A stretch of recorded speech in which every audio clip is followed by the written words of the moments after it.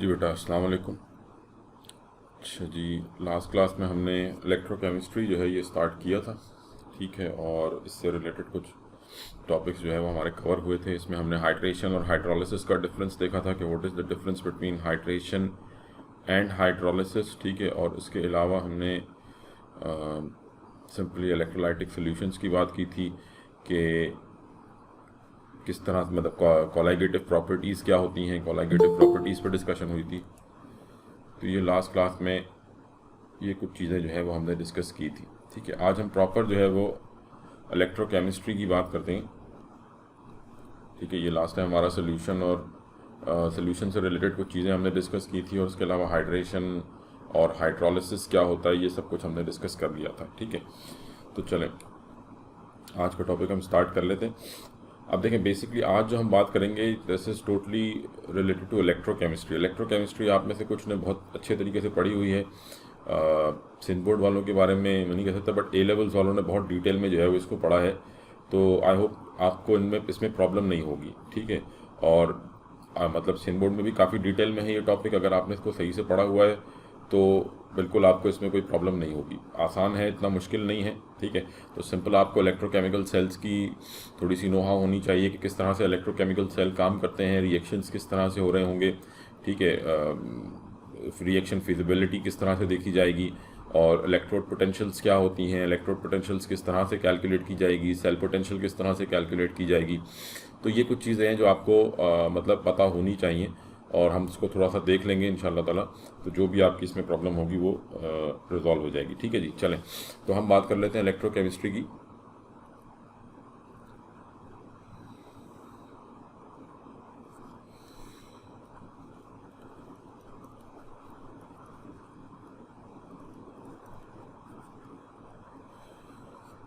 अच्छा जी, अब अगर हम इलेक्ट्रोकेमिस्ट्री की बात करते हैं तो यूँ समझें कि मतलब इलेक्ट्रोलाइट्स तो आप सबको आइडिया है कि व्हाट आर इलेक्ट्रोलाइट्स, इलेक्ट्रोलाइट्स क्या होते हैं, ठीक है। अब ये जो आपके पास इलेक्ट्रोलाइट्स का कॉन्सेप्ट है कि solutions which conduct electricity when current passes through them, और ऐसे लिक्विड जो सॉलिड फॉर्म में करंट पास करें और लिक्विड फॉर्म में करंट पास ना करें, ठीक है। इलेक्ट्रोलाइट हम किसे कहते हैं, what is an electrolyte? Substance which conducts electricity, a substance which conducts electricity in liquid phase but not in solid phase,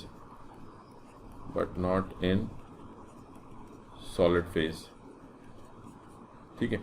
तो इलेक्ट्रोलिसिस का जो कॉन्सेप्ट है ये काफ़ी पुराना है, ठीक है। आप यूँ कह लें कि इलेक्ट्रॉन प्रोटॉन की डिस्कवरी से पहले ही यानी हमने याद होगा जब हमने डिस्कवरी ऑफ इलेक्ट्रॉन प्रोटॉन की बात की थी स्टार्टिंग लेक्चर्स में, तो तब मैंने आपसे कहा था कि मेनली जो इलेक्ट्रॉन प्रोटॉन की डिस्कवरी का रीज़न था that was these experiments perform by Faraday's ने जो है वो लिक्विड के ऊपर, ये आगे हम बात करेंगे, first law of Faraday, second law of Faraday. तो फेराडे ने जो है ये बेसिकली कंडक्टेंस का कॉन्सेप्ट जो है वो इलेक्ट्रोलिसिस का कॉन्सेप्ट जो है वो सामने लाया था। He perform these experiments with liquids, ठीक है। लेटर ऑन साइंटिस्ट थॉट के जी जब लिक्विड्स के साथ हो सकता है तो फिर गैस के साथ क्यों नहीं हो सकता, फिर वहीं से डिस्कवरी ऑफ इलेक्ट्रॉन्स जो है वो सामने आई। तो वो खैर एक अलग डिस्कशन है, बट यहीं आप मेन बात कहने का भी मकसद है कि this concept is very old, ठीक है। तो ये आप कह लें कि इन लेट 18th सेंचुरीज जो है ये रिएक्शन स्टार्ट हो चुके थे, प्रोसेस स्टार्ट हो चुके थे, एंड यानी कि ये चीज़ मालूम हो चुकी थी कि there is something which is flowing from cathode from one electrode towards another electrode, यानी जो फ्लो ऑफ चार्ज था इसके बारे में आइडिया हो चुका था, ठीक है। तो जिसको जो है वो हम कहते हैं कि theory of ionization. Theory of ionization क्या है? Theory of ionization,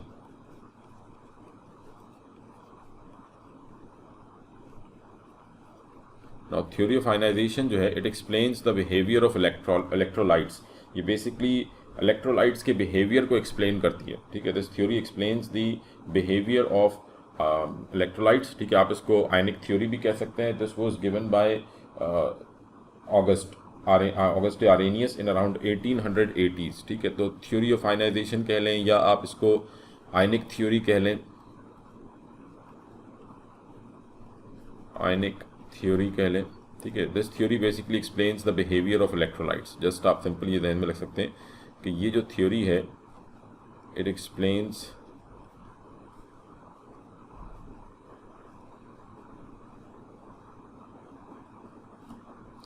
it explains the behavior of electrolytes।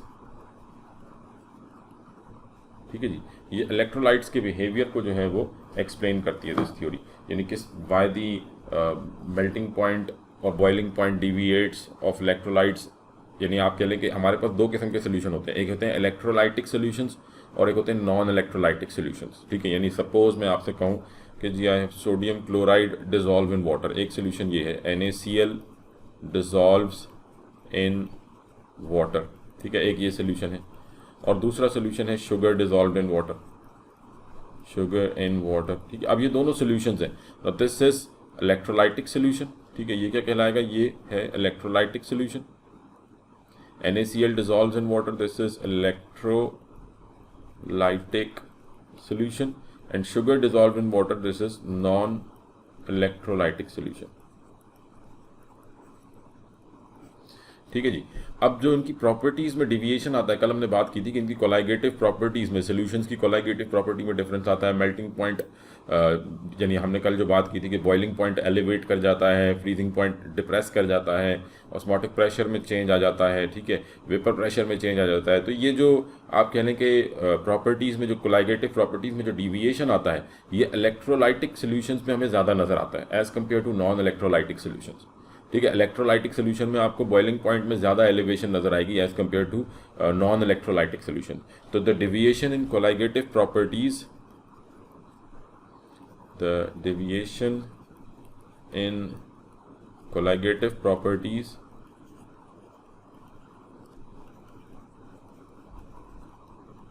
is can be seen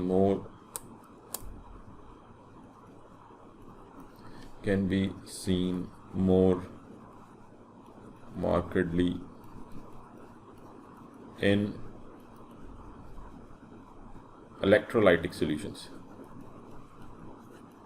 ठीक है, तो ये कल हमने कोलाइगेटिव प्रॉपर्टीज़ की बात की थी, जिन्होंने कल वाला लेक्चर मिस किया था, मैंने अभी तक वो अपलोड नहीं किया। इंशाल्लाह आज मैं अपलोड कर दूंगा कल वाला लेक्चर, तो उसमें आप ये कोलाइगेटिव प्रॉपर्टीज़ जो है वो पढ़ सकते हैं कि क्या होती हैं कोलाइगेटिव प्रॉपर्टीज़। तो the deviation in colligative properties can be seen more markedly in electrolytic solutions. ठीक है, अब ऐसा क्यों होता है ये एक्सप्लेन करती है आयनिक थ्योरी या थ्योरी ऑफ आयनाइजेशन। ठीक है, तो थ्योरी ऑफ आयनाइजेशन के पॉइंट्स जो हैं वो बड़े सिंपल से हैं कि जी आप किसी सब्सटेंस को, जो कि इलेक्ट्रोलाइट्स हैं, जब उनको सोल्यूशन में डिजॉल्व करते हैं, ठीक है, तो they carry positive and negative ions. ठीक है, ये आपको मालूम है। NaCl को पानी में डिजॉल्व करेंगे, सोडियम आयन बनेंगे, क्लोराइड आयन बनेंगे, तो मैं उसकी डिटेल में नहीं जा रहा। ठीक है, अच्छा, अब उसके बाद हम ये ध्यान में रखें कि the number of positive and negative ions, जैसे लेट्स से कि NaCl जब डिजॉल्व हो रहा है तो सोडियम आयन बन रहे हैं, क्लोराइड आयन बन रहे हैं, तो they must be equal. The number of positive and negative charges on the ions must be equal so that the solution as a whole remains neutral। ठीक है, जितना पॉजिटिव चार्ज है उतना ही नेगेटिव चार्ज होना चाहिए ताकि सोल्यूशन जो है वो न्यूट्रल रहे। ठीक है, और इसके अलावा जब तक आप इसमें से करंट पास नहीं करेंगे, जब तक इस सोल्यूशन में से करंट पास नहीं होगा, these ions will be moving in random directions. और ये भी हो सकता है, obviously in case of sodium chloride it is very highly unlikely, but it is chance कि because they are moving randomly they can move backward, यानी reverse reaction भी possible है कि ions can revert back into unionized state। तो as ions are moving randomly, as ions are moving randomly, there are chances of reverse reaction के भी आप chances कह सकते हैं। तो बेसिकली ये जो है ये रिवर्सिबल रिएक्शन होगा, this is a reversible reaction. ठीक है, अच्छा, और आप ये कह सकते हैं कि द डिग्री ऑफ आयनाइजेशन, कि कोई भी आयन जो है वो कितना, आप कह लेंगे कोई भी जो इलेक्ट्रोलाइट है वो कितना आयोनाइज होगा, the degree of ionization depends upon, आगे हम अभी बात करते हैं डिग्री ऑफ आयनाइजेशन के ऊपर। ठीक है, मेन चीज़ जो अभी आप फिलहाल ध्यान में रखना है, डिग्री ऑफ आयनाइजेशन के ऊपर मैं बाद में आता हूँ, कि जो मतलब प्रॉपर्टीज़ में, कोलाइगेटिव प्रॉपर्टीज़ में डिफरेंस इलेक्ट्रोलाइटिक सोल्यूशन में ज़्यादा क्यों आता है। यानी आप सपोज कहें कि लेट से हम कह रहे हैं कि शुगर सोल्यूशन है, शुगर सोल्यूशन क्या है, C6H12O6, इसको जब हम वाटर में डिसॉल्व करते हैं तो it remains in molecular state. ठीक है, आपने इसको वाटर में डिसॉल्व किया, दिस गोज इनटू C6H12O6। ठीक है, और हम कह रहे हैं कि now this is in aqueous form. ठीक है, अच्छा, अब NaCl को जब आप पानी में डिसॉल्व कर रहे हैं, तो NaCl को जब हमने पानी में डिसॉल्व किया तो we get sodium ions and chloride ions, ये वाटर में जाके आइंस में ब्रेक हो गया, we get 1 mole of sodium ions and 1 mole of chloride ions, ठीक है। तो आपने 1 मोल सोडियम क्लोराइड का डिजोल्व किया था, व्हाट वी हैव डन, यहाँ पे हमने क्या किया कि 1 मोल सोडियम क्लोराइड का डिजोल्व किया, 1 mole of sodium chloride dissolve किया and we get 1 mole of sodium ions and 1 mole of chloride ions, तो means in total we get 2 moles of ions. तो यानी आपने 6.02 इंटू 10 पावर 23 पार्टिकल्स डिजोल्व किए and we get 1.2 into 10 power 24 particles, ठीक है। 6.02 ये 6.02 ये, तो टोटल आपके पास नंबर ऑफ पार्टिकल्स डबल हो गए, ठीक है। And colligative property the depend upon number of particle, जितने ज़्यादा पार्टिकल्स होंगे उतना आप कहने के बॉइलिंग पॉइंट एलिवेट कर जाएगा, ठीक है। तो वेपर प्रेशर के ऊपर इफेक्ट आएगा मेनली, आपको याद होगा कल हमने वेपर प्रेशर की बात की थी, तो पार्टिकल सॉल्यूट के जितने ज़्यादा होंगे वेपर प्रेशर पे उतना ज़्यादा इफेक्ट आएगा, और जब वेपर प्रेशर पे इफेक्ट आएगा तो ऑब्वियसली बॉइलिंग पॉइंट और फ्रीजिंग पॉइंट पे भी इफेक्ट आएगा, ठीक है जी। तो that is why the properties of, आप कह लेंगे the properties of electrolytic solution deviate more as compare to non electrolytic solution, because यहाँ पे जो इलेक्ट्रोलाइटिक सोल्यूशंस होते हैं ये जब सोल्यूशन यानी आप कह लें कि जब सॉल्वेंट के अंदर एंटर होते हैं तो break down into ions, dissociate हो जाते हैं, तो due to that dissociation the number of particles get increased, ठीक है, and there will be a greater difference in their colligative properties, ठीक है। तो नंबर ऑफ पार्टिकल्स जो हैं वो बढ़ जाते हैं, जिसकी वजह से प्रॉपर्टीज में एक बड़ा डिफरेंस हमें देखने में मिलता है जी। ये क्लियर है बात कि इलेक्ट्रोलाइटिक सॉल्यूशंस की कोलाइगेटिव प्रॉपर्टीज में ज़्यादा बड़ा डिफरेंस क्यों होता है? इज इट क्लियर बेटा? ये चीज़ क्लियर हो गई है सबको जी। नॉन इलेक्ट्रोलाइटिक सोल्यूशन में वो मॉलिक्यूलर फॉर्म में होते हैं, बाद में भी मॉलिक्यूलर फॉर्म में ही रहते हैं, तो as such number of particles पर डिफरेंस नहीं आ रहा होता, बट इलेक्ट्रोलाइटिक सोल्यूशन में नंबर ऑफ पार्टिकल्स पर डिफरेंस आता है, जिसकी वजह से आप कह लें कि वेपर प्रेशर पर इफेक्ट आता है और दूसरी कोलाइगेटिव प्रॉपर्टीज़ के ऊपर भी डिफरेंस आ रहा होता है जी। क्लियर है ये बात या नहीं?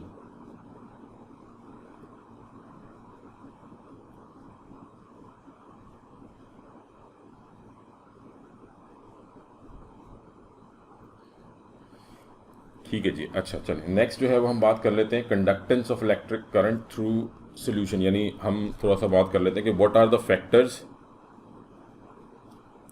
Factors that affect the factors affecting conductance in solutions, ठीक है। कौन से ऐसे फैक्टर्स हैं जो सोल्यूशन में कंडक्टेंस के ऊपर इफेक्ट डालते हैं, ठीक है। तो इसमें हम सबसे पहले कहते हैं कि the conductance in a solution it varies with number 1 dilution,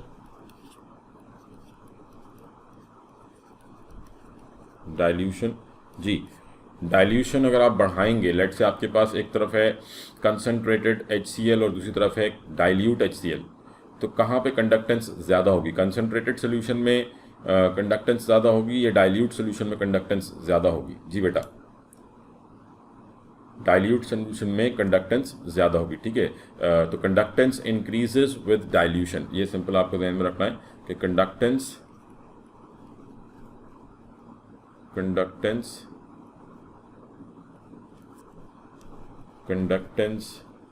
increases with dilution, ठीक है। जितनी डाइल्यूशन बढ़ेगी, क्योंकि जितना डाइल्यूट सोल्यूशन होगा, मेनली हम HCl की बात कर रहे हैं, ठीक है, HCl सॉल्यूट है, जितना डाइल्यूट सोल्यूशन होगा HCl के पार्टिकल उतना दूर दूर होंगे एक दूसरे से, उनके दरमियान जो इंटरमोलिकुलर अट्रैक्शंस हैं वो उतनी कम होंगी, तो दे कैन बी ईजिली आप कह लें कि आयोनाइज्ड, ठीक है। और जितना ये क्लोज होंगे, जितना कंसनट्रेटेड सोल्यूशन होगा, तो particles they would be closer to each other, तो उनके दरमियान में इंटरमोलिकुलर फोर्सेज स्ट्रांग होंगी, तो उनको आयोनाइज करना मुश्किल होगा। इसलिए जितना डाइल्यूट सोल्यूशन होगा उतना ही आप कह लें कि उसकी जो डिग्री ऑफ आयनाइजेशन है, अभी जाके हम डिग्री ऑफ आयनाइजेशन की बात करते हैं, या डिग्री ऑफ डिसोसिएशन, तो मतलब वो ज़्यादा आयोनाइज हो रहा होगा, परसेंटेज आयनाइजेशन ज़्यादा होगी, ये ध्यान में रखें।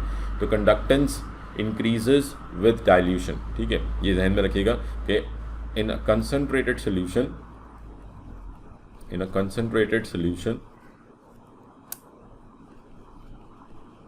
the intermolecular forces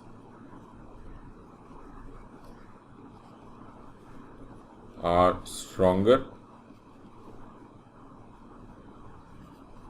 due to which it is difficult to ionize. ठीक है जी, आयोनाइज करना जो है वो डिफिकल्ट होता है। तो जितना डाइल्यूट सोल्यूशन होगा उसकी आयोनाइजेशन जो है वो उतनी ज़्यादा होगी। Velocities of ion, velocities of ions, obviously जितना पार्टिकल्स ज़्यादा आप कह लें कि मूव करेंगे, ठीक है, तो हम ये कह सकते हैं कि बेसिकली जो कंडक्टेंस है it is related to the movement of ions. तो जितनी ज़्यादा मूवमेंट होगी उतनी ज़्यादा कंडक्टेंस होगी। ठीक है, तो velocity of ion is directly proportional to, it is directly proportional to conductance. जितनी ज़्यादा मूवमेंट होगी उतनी ज़्यादा हम कह सकते हैं कि कंडक्टेंस भी उतनी ज़्यादा होगी जितनी ज़्यादा मूवमेंट होगी। अच्छा, अब उसके बाद आ जाते हैं हम डिग्री ऑफ आयनाइजेशन। ठीक है, डिग्री ऑफ आयनाइजेशन यानी हमने बात कर ली डाइल्यूशन की, वेलोसिटीज़ की। तीसरा जो फैक्टर है which affect the conductance, that is degree of ionization, degree of ionization. ठीक है ना, डिग्री ऑफ आयनाइजेशन या जिसको आप डिग्री ऑफ डिसोसिएशन भी कह सकते हैं। What is degree of ionization? Basically ये परसेंटेज आयनाइजेशन है कि कितने परसेंट आयोनाइज हो रहा है आपका जो इलेक्ट्रोलाइट है, वो कितने परसेंट आयनाइज हो रहा है। Degree of ionization is represented by the sign alpha. ठीक है, it is equal to number of dissociated molecules, number of dissociated molecules divided by total number of molecules, total number of molecules dissolved। ठीक है, यानी let say कि आपने HCl dissolve किया, अब HCl आपने 1000 पार्टिकल्स डिजोल्व किए, उसमें से कितने डिजोल्व हुए, तो जितने डिजोल्व हुए वो ऊपर आ जाएंगे, और टोटल नंबर ऑफ पार्टिकल जो है वो आप कह लें कि जो आपने ऐड किए थे, नंबर ऑफ डिसोशिएटेड मॉलिक्यूल, यानी उनमें से डिसोशिएट कितने हुए हैं। आपने 1000 पार्टिकल डिजोल्व किए और लेट से उसमें से 70 या 80% डिसोशिएट हुए, तो वो जितने भी डिसोशिएट हुए वो ऊपर आ जाएंगे और total number of molecule dissolve जो है वो नीचे आ जाएंगे। तो जितना ज़्यादा डिग्री ऑफ आयनाइजेशन होगा या जितना ज़्यादा डिग्री ऑफ डिसोसिएशन होगा, कंडक्टेंस भी उतनी ज़्यादा होगी। ठीक है, तो for a strong electrolyte, weak electrolytes आपको आइडिया होगा। ठीक है, तो for a strong electrolyte degree of ionization would be high, for a weak electrolyte degree of ionization would be low, and degree of ionization is also related to dilution. जितनी ज़्यादा dilute solution होगा degree of ionization भी उतनी ज़्यादा होगी, जितना concentrated solution होगा degree of ionization उतनी कम होगी। ठीक है, तो ये ध्यान में रखें कि weak electrolytes,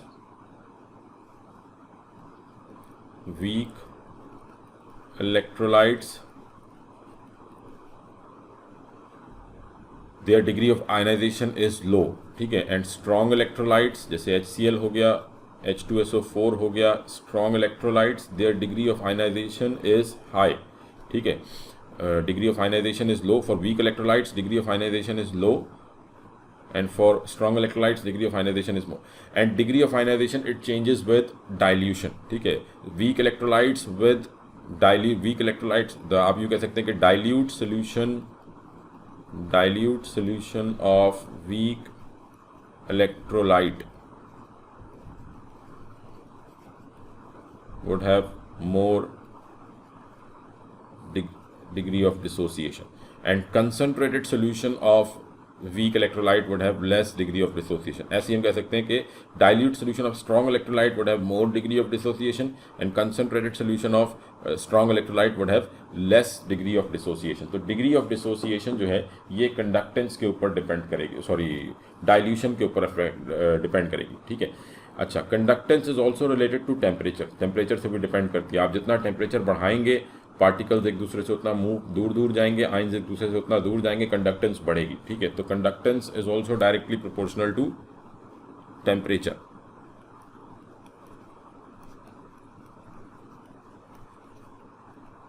temperature is directly proportional to conductance. Temperature और कंडक्टेंस जो है ये डायरेक्टली प्रोपोर्शनल है। तो ये कुछ फैक्टर्स हैं विच अफेक्ट्स दी कंडक्टेंस। ठीक है, temperature, degree of ionization, dilution and velocities of ions. ठीक है, ये चार चीज़ें आपने ध्यान में रखनी है। तो it affects the conductance of a solution, ये सोल्यूशन की कंडक्टेंस पे जो है वो अफेक्ट डालती हैं। These 4 factors, dilution, velocity of ions, degree of ionization and temperature, ये 4 चीज़ें जो है वो अफेक्ट करती हैं। चलें, ये तो हमने सिंपल बात कर ली कि थ्योरी ऑफ आयनाइजेशन क्या है, कंडक्टेंस किन चीज़ों के ऊपर डिपेंड करती है। अब आ जाते हैं ज़रा हम सिंपल इलेक्ट्रोलिसिस के ऊपर कि व्हाट इज इलेक्ट्रोलिसिस, इलेक्ट्रोलिसिस क्या है।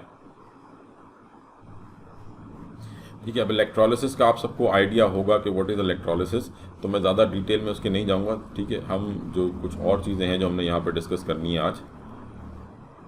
ठीक है, इलेक्ट्रोलिसिस तो आप सबको आइडिया होगा कि movement of ions towards their respective electrodes when current passes through a solution.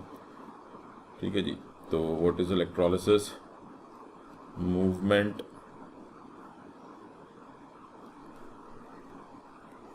Of ions towards their respective electrodes when current moves through the solution, when current moves or current passes through the solution।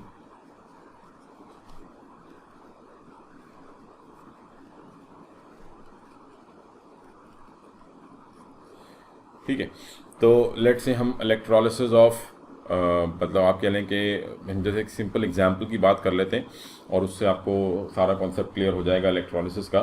ठीक है, तो basically suppose, अच्छा आप देखें electrolysis जो है ये जब हम बात करते हैं इलेक्ट्रोकेमिस्ट्री की, तो आपको आइडिया है कि इसमें दो डिफरेंट टाइप के सेल होते हैं। एक इलेक्ट्रोलाइटिक सेल जिसकी अभी हम बात कर रहे हैं। ठीक है, electrolysis it occurs in electrolytic cell, electrolytic cell, electrolysis occurs in electrolytic cell. Electrolytic cell जो है इनका काम क्या होता है कि they convert electrical energy into chemical energy. ये इलेक्ट्रिकल एनर्जी को, यानी आप करंट पास करते हैं, इलेक्ट्रिकल एनर्जी को कन्वर्ट करते हैं किसमें, केमिकल एनर्जी में कन्वर्ट करते हैं। आप करंट पास करते हैं जिससे केमिकल रिएक्शंस स्टार्ट होते हैं। और यहाँ पे कौन से रिएक्शंस हो रहे होते हैं जी, what type of reactions are happening in electrolytic cells. Electrolytic cells में किस किस्म के रिएक्शंस हो रहे होते हैं,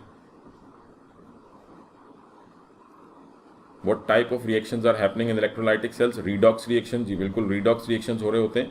और ये जो redox reactions हैं, they are non spontaneous reactions। ठीक है, मेनली जो आपको ध्यान रखना है कि इलेक्ट्रोलाइटिक सेल्स के अंदर मेनली हम यहाँ पे जो रिएक्शंस कर रहे होते हैं, they are non spontaneous reactions. ठीक है, इलेक्ट्रोलाइटिक सेल बेसिकली हम यहाँ पे नॉन स्पॉन्टेनियस रिएक्शंस करते हैं। ठीक है, नॉन स्पॉन्टेनियस रिएक्शंस क्या होते हैं, what are non spontaneous reactions.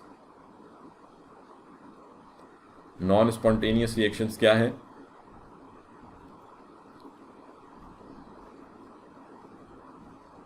Non spontaneous reactions, a reaction which requires continuous supply of energy, जिसको कंटिन्यूसली जो है वो, यानी आप यू कह लेंगे reaction which can not happens on its own, जो खुद से नहीं हो सकता, जिसके लिए आपको continuous supply of energy required है। फॉर एग्जांपल यहाँ पे आप इस केमिकल रिएक्शन के लिए करंट पास कर रहे हैं। ठीक है, तो नॉन स्पॉन्टेनियस रिएक्शंस क्या होते हैं, those reactions which require continuous supply of energy, which requires continuous supply of energy, जिनको कंटिन्यूस सप्लाई ऑफ एनर्जी की जरूरत होती है, those are known as non spontaneous reactions. ठीक है, and non spontaneous redox reaction आप यहाँ पे कर रहे होते हैं। तो लेट से हम कहते हैं कि जी इलेक्ट्रोलिसिस ऑफ, मैं दो एग्जांपल्स यहाँ पे डिस्कस कर लेता हूँ तो बात क्लियर हो जाएगी। Electrolysis of molten copper chloride. अच्छा मुझे एक चीज़ बता दें, मैं इसको टाइम इसमें ज़ाया नहीं करूँगा, अगर सबको इलेक्ट्रोलाइसिस क्लियर है तो मैं इसको स्किप करता हूँ। जी बेटा, इलेक्ट्रोलाइटिक सेल किस तरह से वर्क करते हैं, रिएक्शन किस तरह से लिखे जाते हैं, अगर ये सबको क्लियर है, ठीक है, जैसे मैं सपोज यहाँ पे कहता हूँ कि electrolysis of molten copper chloride या electrolysis of aqueous sodium chloride या एक्वस कॉपर सल्फेट, जी तो किसी को इसमें प्रॉब्लम तो नहीं है।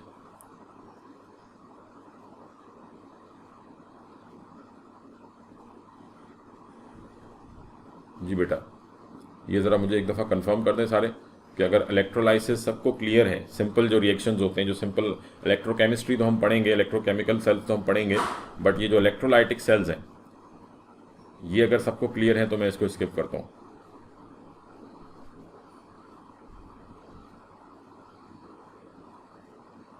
क्लियर नहीं है,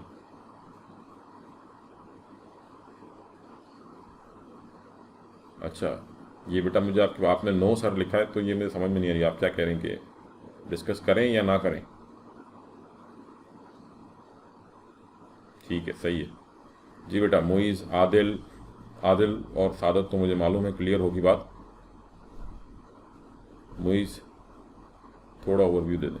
अच्छा, बस सिंपल ये ध्यान में रख लो बेटा कि इलेक्ट्रोलाइटिक सेल में आपके पास, ठीक है, आपको बेसिक वो डायग्राम्स वगैरह तो जहन में होंगी। यहाँ पे रिडॉक्स रिएक्शन है, ठीक है, यहाँ पे दो इलेक्ट्रोड्स हैं आपके पास, ठीक है, एक कैथोड होगा एक एनोड होगा। कैथोड को कैसे डिफाइन करेंगे, what is a cathode? Cathode और एनोड को कैसे डिफाइन करते हैं जी? कैथोड कौन सा इलेक्ट्रोड होता है और एनोड कौन सा इलेक्ट्रोड होता है, बताएगा? कैथोड कौन सा इलेक्ट्रोड है और एनोड कौन सा इलेक्ट्रोड है? या कैथोड और एनोड को कैसे डिफाइन करेंगे? नेगेटिव कैथोड और कैथोड नेगेटिव टर्मिनल। अच्छा, बस ये ध्यान में रखिएगा बेटा, इसको नेगेटिव पॉजिटिव की टर्म में डिस्क्राइब ना करें, ठीक है? कैथोड और एनोड को नेगेटिव पॉजिटिव की टर्म में डिस्क्राइब नहीं करना आपने। Cathode where reduction occurs, cathode कौन सा इलेक्ट्रोड है वेयर रिडक्शन अकर्स, जहां पे रिडक्शन होगी वो कैथोड कहलाएगा, ठीक है? Reduction means gain of electron, ठीक है, जहां पे गेन ऑफ इलेक्ट्रॉन होगा दैट, अब फिर चाहे वो पॉजिटिव हो या नेगेटिव हो उससे कोई फर्क नहीं पड़ता। And anode is where oxidation occurs, where oxidation, where oxidation occurs, ठीक है जी, लॉस ऑफ इलेक्ट्रॉन। तो ये ध्यान में रखें, फिर चाहे पॉजिटिव हो। इलेक्ट्रोलाइटिक सेल में कैथोड नेगेटिव होता है, एनोड पॉजिटिव होता है। इलेक्ट्रोकेमिकल सेल में कैथोड पॉजिटिव होता है, एनोड नेगेटिव होता है। तो इसलिए पॉजिटिव नेगेटिव के चक्कर में ना पड़े, इसको ऐसे ध्यान में रखें कि where reduction occurs that is cathode, जहां पे गेन ऑफ इलेक्ट्रॉन होगा वो कैथोड होगा, जहां पे लॉस ऑफ इलेक्ट्रॉन होगा वो एनोड होगा, ठीक है? तो इस वक्त क्योंकि ये इलेक्ट्रोलाइटिक सेल है तो ये हमारा कैथोड है और ये एनोड है, ठीक है? इलेक्ट्रोलाइटिक सेल में नेगेटिव कैथोड होता है, बट बात वही है, डेफिनेशन, यहाँ पे गेन होगा यहाँ पे लॉस होगा। तो लेट्स से अगर मोल्टन कॉपर क्लोराइड है तो मतलब सोल्यूशन में आपके पास क्या मौजूद है, कॉपर आइंस और क्लोराइड आइंस मौजूद हैं, Cu2+ और Cl-। तो अकॉर्डिंग टू इलेक्ट्रोलाइटिक आप कह लें कि इसकी जो पूरी डेफिनेशन है वो ये कि जब आप करंट पास करेंगे, जब तक करंट पास नहीं हो रहा, आइंस आर मूविंग रैंडमली, ये इधर उधर पर्टिकुलर अपनी कोई की डायरेक्शन नहीं, कोई इधर जा रहा है कोई इधर जा रहा है, बट जैसे ही करंट पास करेंगे तो this rod will get negatively charge and this rod will get positively charge.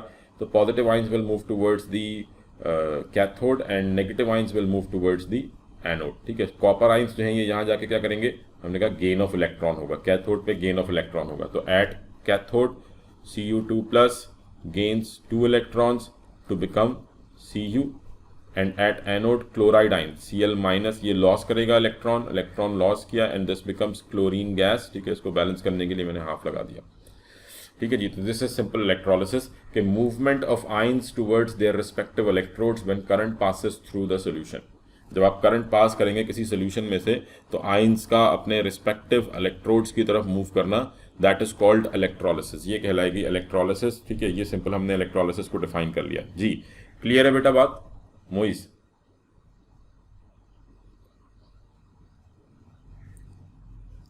ठीक है जी।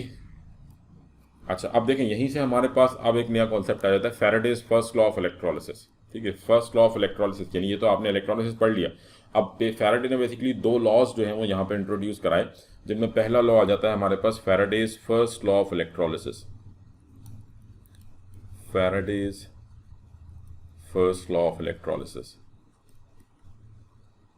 Now first law of electrolysis क्या है? According to first law of electrolysis कि the amount of given product liberated at an electrode, या आप कह लें कि the amount of substance liberated at an electrode, the amount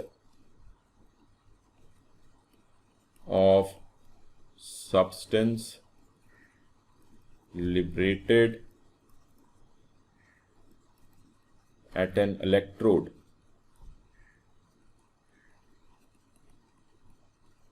the amount of substance liberated at an electrode is directly proportional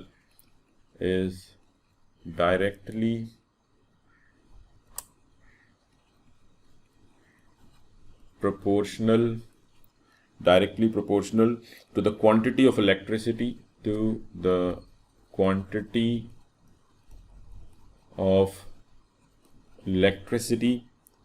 which passes through the electrolytic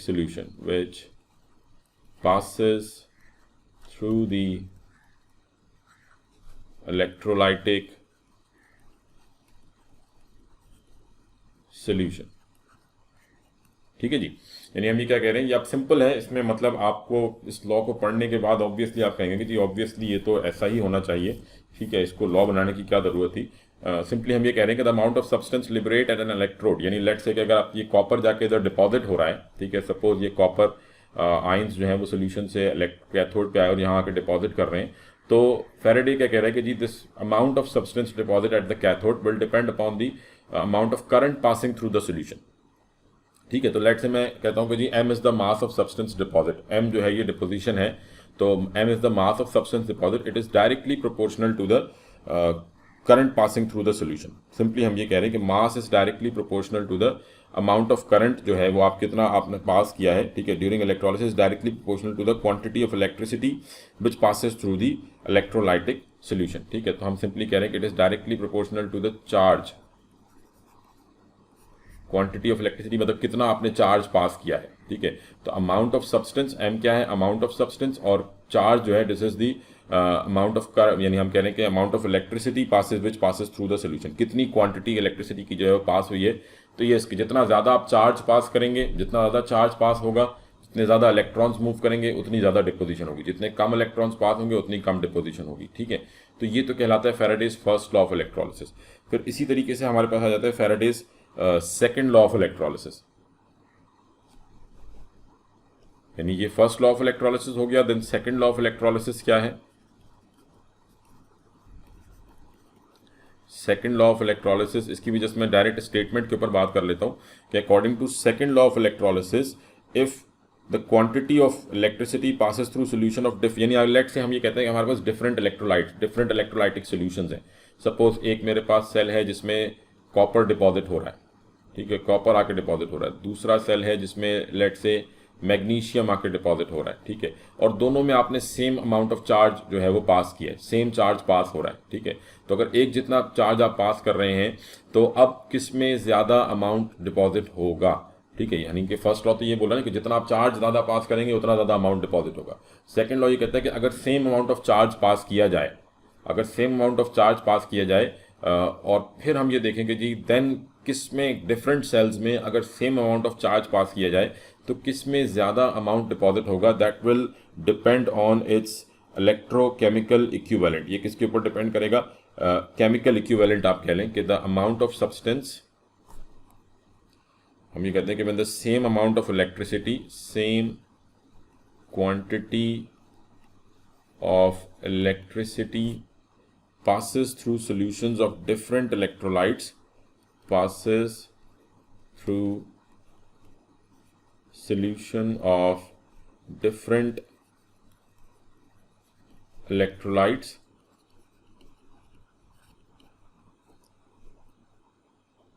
the amount of substance liberated at the cathode are directly proportional to their chemical equivalent. The amount of substance, the amount of substance deposit is directly proportional to its chemical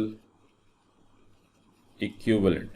अब chemical equivalent क्या है, यानी हम ये कह रहे हैं first law of electrolysis क्या कह रहे हैं कि m is directly proportional to q, ठीक है, चार्ज के डायरेक्टली प्रोपोर्शनल है। This is first law of electrolysis के मास जो है it is directly proportional to charge. अब चार्ज क्या है, charge is equals to Q is equals to, charge is equals to A into T, ठीक है, current into time, ठीक है। चार्ज किसके बराबर है, एम्पेयर्स इंटू टाइम। तो हम ये कह सकते हैं कि M is directly proportional to A into T, आप इसको यूं भी लिख सकते हैं, ठीक है। And M is equals to, अगर मैं ये प्रोपोर्शनैलिटी साइन हटाता हूं तो एम इज इक्वल्स टू, यहाँ पे हम कांस्टेंट लगाते हैं, that constant is Z, Z A T. अब जेड जो है ये कहलाता है chemical equivalent, Z is chemical equivalent, Z कहलाएगा केमिकल इक्विवेलेंट, ठीक है। नाउ जेड को आप कैसे डिफाइन करेंगे, व्हाट इज इलेक्ट्रोकेमिकल या केमिकल इक्विवेलेंट, हम ये कहते हैं कि when 1 ampere of current is passes through a cell for 1 second, अगर करंट की वैल्यू क्या हो 1 एम्पेयर और टाइम की वैल्यू क्या हो 1 सेकेंड, अगर आपने 1 एम्पेयर करंट पास किया है कितने सेकेंड के लिए, 1 सेकेंड के लिए, then the amount of substance deposit would be equal to Z, ठीक है। इफ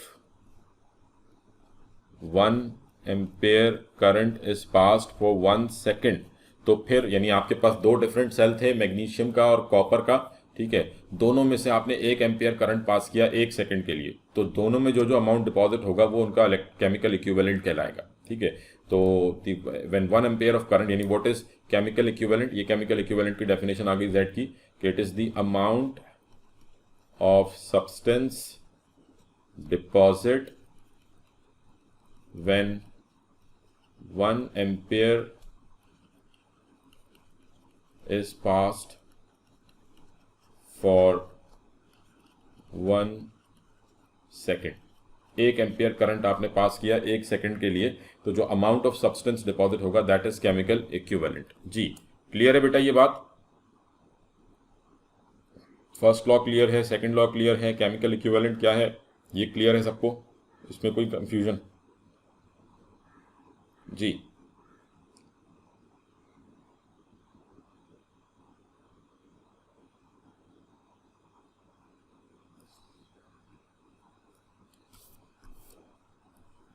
जी बेटा, first law, second law of electrolysis and chemical equivalent ये क्लियर है सबको क्या है? ठीक है जी।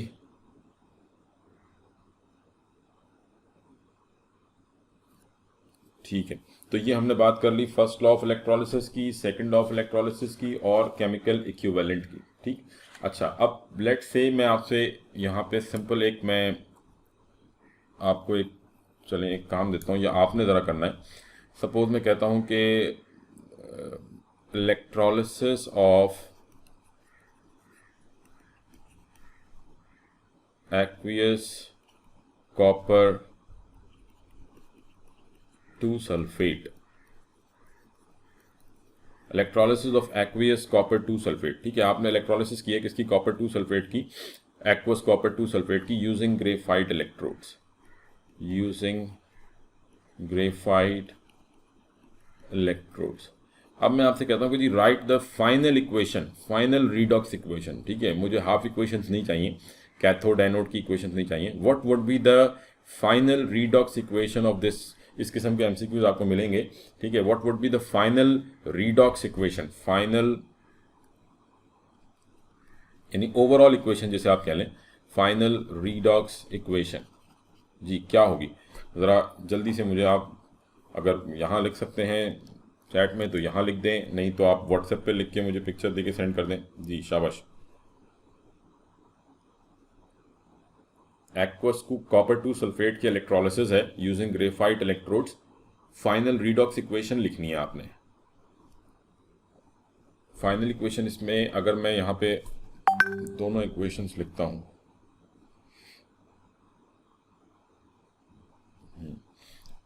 यानी हमारे पास एट कैथोड रिएक्शन क्या हो रहा होगा? कैथोड पे कॉपर आइंस जा रहे होंगे, Cu2 plus 2 electrons making Cu copper, ठीक है। और एनोड पे क्या हो रहा होगा? हाइड्रोक्साइड आइंस मूव करेंगे, तो क्या होगा? 4OH minus makes 2H2O plus O2 plus 4 electrons, ठीक है। 4 हाइड्रोक्साइड आइन एंड प्रोड्यूसिंग ऑक्सीजन गैस, ठीक है। अब आपने फाइनल इक्वेशन लिखनी है, नंबर ऑफ इलेक्ट्रॉन्स बैलेंस होने चाहिए, तो मतलब this equation would B multiplied by 2, इसको आपने 2 से मल्टीप्लाई करना है, तो ये 2 और ये हो जाएगा 4 और ये हो जाएगा 2, ठीक है। तो फाइनल इक्वेशन क्या आ जाएगी आपके पास? What would be the final equation?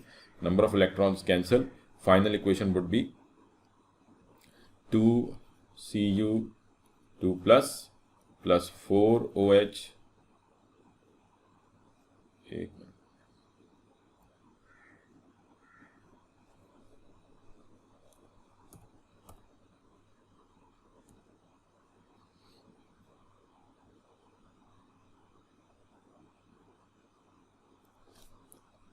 Plus 4OH minus makes 2Cu plus 2H2O plus O2, this would be the final equation. यानी कहीं पे भी आपको रिडॉक्स इक्वेशन या फाइनल इक्वेशन लिखने को बोला जाए तो आपने जस्ट सिंपल क्या करना है कि आपने दोनों जो हाफ इक्वेशंस हैं उनको ऐड करके, नंबर ऑफ इलेक्ट्रॉन्स को कैंसिल करके, और आपने फाइनल इक्वेशन जो है वो इन दोनों को ऐड करके लिख देना है, ठीक है जी। क्लियर है ये बात, how to write the final equations? जी इसमें कोई कंफ्यूजन किसी को? यानी आपने जस्ट कैथोड वाली हाफ इक्वेशन लिखी, एनोड वाली इक्वेशन लिखी, और जस्ट फिर आपने दोनों इक्वेशंस को ऐड कर देना है बाय कैंसिलिंग इलेक्ट्रॉन्स। इलेक्ट्रॉन्स को कैंसिल करेंगे, ठीक है, और फिर उनको आपने ऐड कर देना है। जी, इसमें कोई कन्फ्यूजन? ये इक्वेशन क्लियर है सबको?